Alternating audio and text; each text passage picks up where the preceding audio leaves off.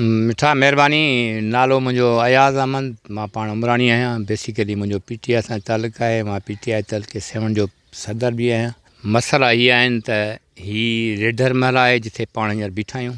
हिननि जो मसइलो मेन इहो आहे त सॼे ॻोठ जी जेका ड्रेनेज जो पाणी आहे, जॾहिं बि बारिशूं या ॿोॾि थींदी आहे त हीअ पाणी हिते गॾु थींदो आहे। पाणी गॾु थियण जे सूरत में हितां जे इंतिज़ामिया जी, हितां जे गवर्नमेंट जी, हितां जे UC चेयरमैन जी, हितां जे डिस्ट्रिक्ट मेंबर जी ज़िमेदारी हूंदी आहे त इहो पाणी कहिड़े नमूने बि कढाए हिननि मोहल्ले आसास ऐं सुकून ॾिनो वञे। इन हवाले सां का बि अहिड़ी शइ चुरपुर में कोन थी अचे। हेतिरा ॾींहं थी विया आहिनि, बारिशूं, इहे मींहं, हिते हिन पाड़े में बुख, बदहाली, गुरबत, मिसकिनी हाल तमामु घणो आहे। हीअ माण्हू वीचारा अहिड़ो हाल थियो आहे जेके हीअ कुझु ॾींहं बारिशूं पयूं आहिनि त सिरबंद बेरोज़गार वेठो आहे, त मज़दूर बि बेरोज़गार वेठो आहे, त सभु माण्हू डिस्टर्ब आहिनि। हीअ पंहिंजे हिननि खे को दुकानदार राशन ॾियण लाइ बि तयारु न आहे। पोइ हीअ पंहिंजे पेट ई कनि या हिन पाणी कढण ई कनि। इन सां गॾोगॾु पोइ हिन में बीमारियूं हिन एरिए में अची वियूं आहिनि। माण्हुनि जा घर डैमेज अलाए केतिरा थी विया आहिनि, केतिरनि माण्हुनि जो नुक़सानु थियो आहे। इन लाइ तव्हां साफ़ इन दोस्तनि जे थ्रू पहिरीं फिल फॉर हितां जे CM सिंध जी, ॿिया हितां जा जेके वॾा जाला आहिनि उन्हनि जी,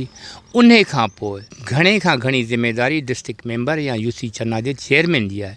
छो त इन्हनि खे असांजूं बजेटूं आवाम जूं मिलनि थियूं जेके असां ते ख़र्च नथियूं कयूं वञनि। इन खां इहा नाअहली मां इन्हनि ॾे भाईंदुसि त एॾो वॾो कमु न आहे, हीअ थोरो कमु आहे। 2-3 लखनि जो, इन 2-3 लख ते इन्वेस्ट कयो, उन खां पोइ माण्हुनि जे पेट जो कुझु बंदोबस्तु कयो। जेके ॾींहं डिस्टर्ब थियनि था, इन्हनि जे अटे जो, को गिह जो, को खंड जो, को पतीअ जो, को मानी टिकीअ जो, रोटी रोज़ीअ जो जो बंदोबस्तु कनि त भलो थिए। पर हिननि खां अलाह साईं इहा नेकी कराए नथो।